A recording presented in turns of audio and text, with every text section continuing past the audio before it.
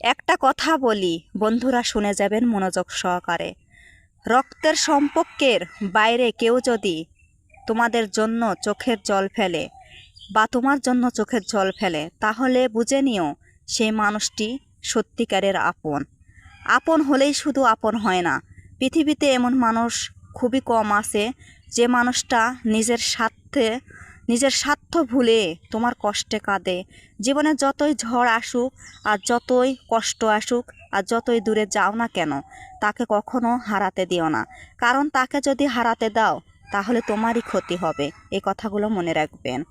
এমন ভালোবাসা শুধু ভাগ্যবানরাই পায়। ভালোবাসা কথাই নয়, হাজারো প্রমাণে টিকে থাকে। তার যথেষ্ট প্রমাণ তার চোখের জল। তার আসল প্রমাণ হচ্ছে তার চোখের জল, চোখের পানি। সে তোমার জন্য কাঁদে, যে তোমাকে নিজের মনে করে, যে স্বার্থ ছাড়া ভালোবাসে, সে হলো আপনজন। রক্তের সম্পর্ক হলেই শুধু আপন হয় না, এই কথাটা মনে রাখবেন সবাই।